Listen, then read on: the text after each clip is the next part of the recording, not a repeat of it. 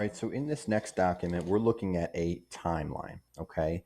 It's arranged by the date, the year on here, and then it tells you what the events were, okay? This is a secondary source. It's unclear of the sourcing. Doesn't say here, but it's a secondary source because this is a timeline that someone compiled and gathered information of all these dates and important events, okay?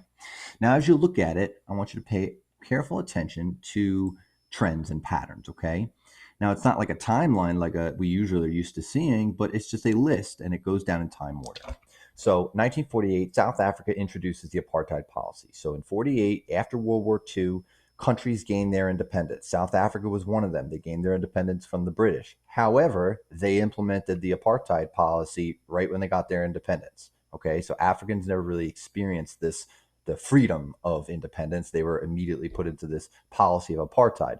Now, apartheid also pretty much existed, before they gained independence from the British. It just wasn't as formalized in a government policy.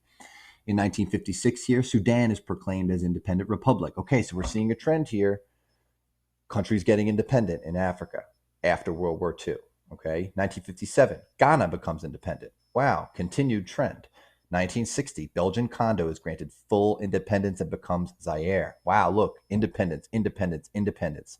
1962, Algeria gains independence from France. So we see that many, many countries are gaining independence throughout Africa. Okay.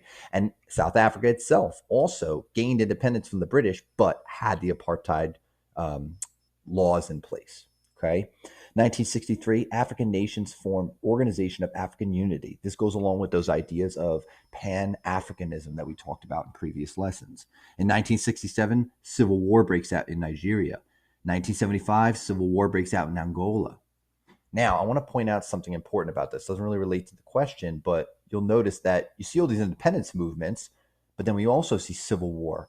And that is because of tribalism, because there's heterogeneous populations throughout Africa. You have all these different tribes, all these different people and languages and ways of doing things. So when they try to form a national country and run it, they don't always get along. And you have different groups of people. And as we know from nationalism, diverse populations tend to want to break apart into their own homogeneous countries where everyone's the same. So if you have a country that's got many different ethnic groups, like most of Africa is like, you see lots of fighting, you see lots of civil war and political instability.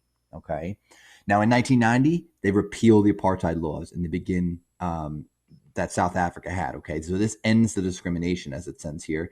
And also in 1994, the African National Congress wins South Africa's first open multiracial elections. These are democratic reforms. Basically, instead of just keeping the government power, they opened it up to an election and Mandela won. Okay, so you see this trend of, all right, so they're under the apartheid. While everyone else is getting independence, South Africa is independent, but all the blacks in South Africa are being oppressed. Once they get, I don't want to say independence because the country's independent, but once they gain their freedom to move and do and have opportunity within their own country and own land, this is really what ends the discrimination and starts real prosperity for South Africa. And in 1994, Mandela actually becomes the president by an overwhelming victory because a majority of people in South Africa are black and were oppressed under the apartheid rule. So Mandela was like their savior, and he was overwhelmingly um, you know welcomed with open arms by all the people in South Africa, and he's one of their heroes of their country. So again, lastly, the trend we're seeing is a few of them, independence movements. We're also seeing that for South Africa in particular, you're going from a very oppressive regime to ending those laws and having a democracy. So we're seeing a shift towards democracy.